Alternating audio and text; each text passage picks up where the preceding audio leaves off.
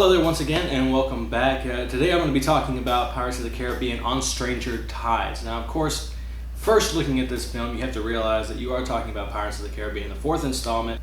Was that really necessary? Maybe they're stretching it a little thin, but I think what you really have to realize about this film that it's most people would think that the story's going to take a downturn, and to be very honest, I'm one of those people. It was put out for a really simple reason. There's a big 3D boom. There's a lot of marketing in this movie for Disney's making.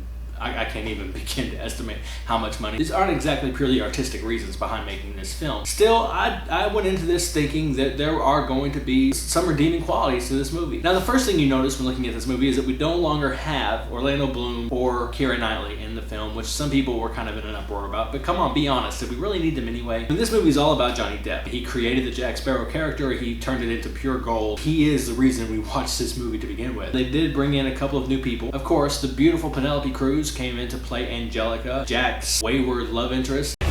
How is it we can never meet without you pointing something at me? And then we had the addition of Ian McShane as the infamous Blackbeard, who just played his role to the nines. Blackbeard, the pirate all pirates fear. It was an excellent job. We did, however, get to see Jeffrey Rush bring back his character of Barbossa. He, of course, came back because, really, what else is he doing right now? And besides that fact, he's a great addition to this film. I was annoyed by him for the most part during the first, 45 minutes of the film, but it really slid right back into his role. The fountain is the prize. Mermaid waters, that be our path. Basically, this particular Pirates of the Caribbean installment is all about the search for the fountain of youth. They're always after something that's, completely unattainable, and yet they seem to find it anyway. While I would like to say that it has some hidden meaning of the story itself, there's nothing new to tell. It's basically, yeah, they're after the fountain of youth, that's great, but this pirate ship and its sword fights and its cannons blazing.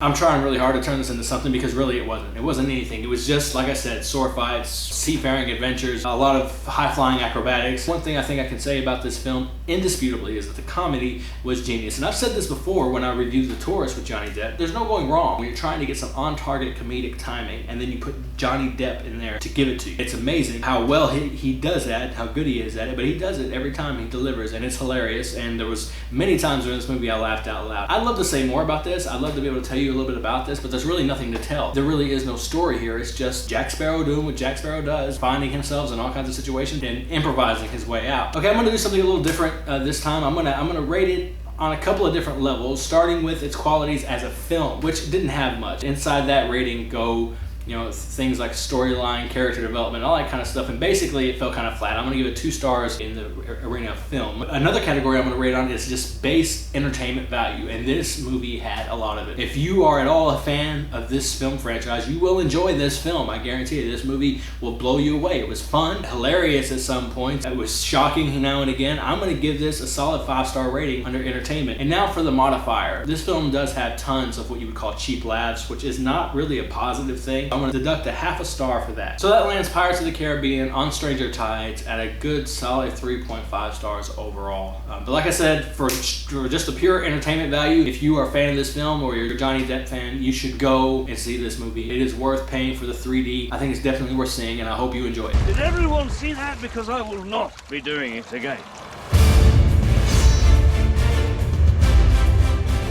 Well, thanks for watching this video. Now that I've got some free time over the summer, I'll try to come back next week with some more videos.